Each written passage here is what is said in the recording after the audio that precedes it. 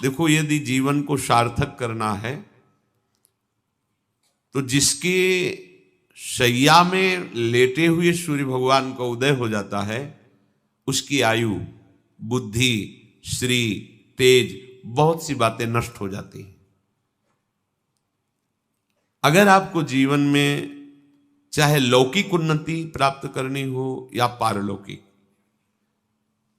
प्रातःकालीन कम से कम सूर्य उदय होने के 2 घड़ी पहले, 24 दूनी 48 मिनट, अभी सूर्य उदय होने में 48 मिनट हैं, आपने सैया छोड़ दिया, इसके आगे नहीं।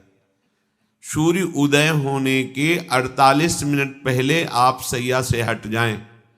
अगर आप रात्रि में जगे हैं तो सूर्य उदय होने के 48 मिनट बाद फिर आप सो जाएं।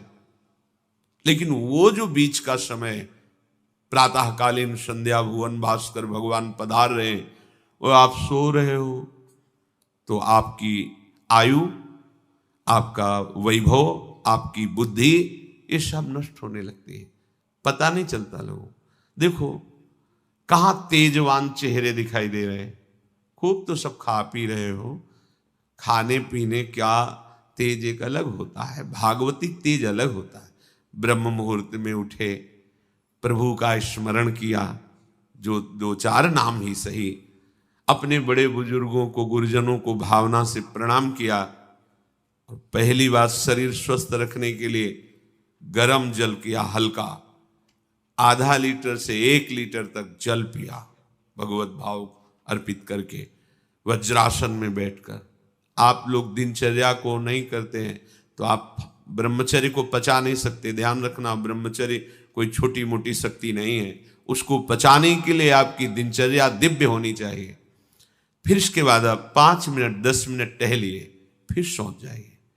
फिर जो शौचाचार की पवित्रता बताई गई उसके अनुसार आप स्नान आदि करके, पवित्र वस्त्र धारण करके, जैसे कोई महान व्यक्ति आ रहा है तो हम उसके आदर के लिए खड़े हो जाते हैं, ऐसे भुवन भास्कर पधार है, हाथ जोड़कर प्रणाम किया, अर्घदान किया, गुरु मंत्र जपा आदि आदि।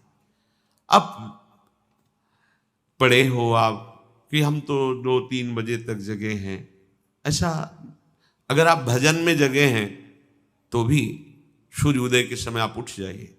आपके गुरु आवे तो क्या आप सोते रहेंगे क्या?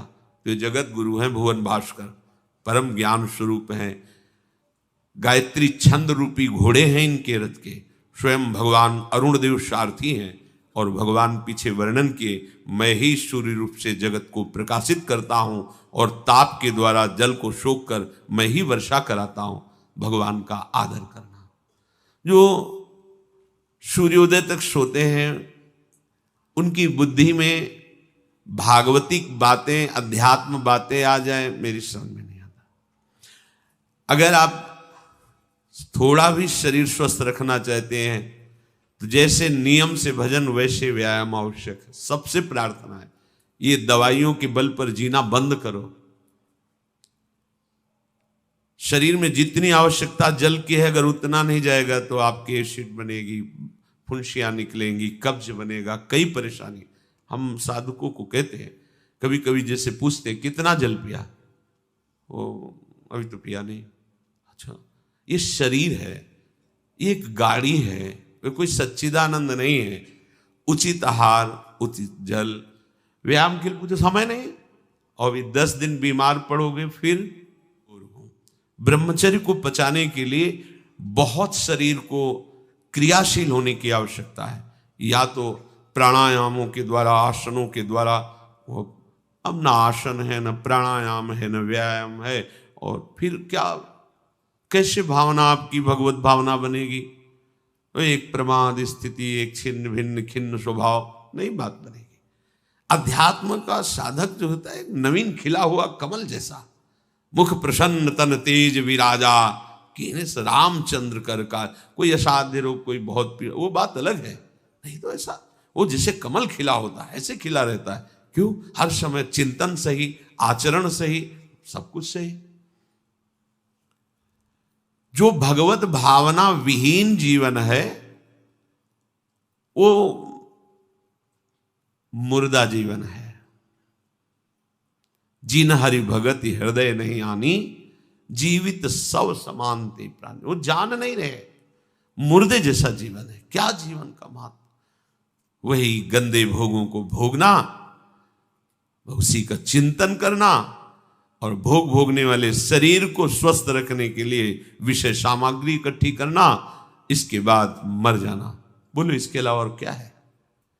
ये बनाया, वो बनाया, वो बनाया, जरा सा हिला, पूरा का प्रांत नष्ट हो गया। क्या है इसमें? शाश्वत क्या है? हमें तसल्ली होती है, हमने एक मकान बना लिया, तसल्ली होती, 4 लड़के हो गए और काल का तमाचा लगा, पूरा का पूरा सब। क्या तसल्ली? हृदय को तसल्ली तब दो जब नाम चल रहा है। राधा राधा।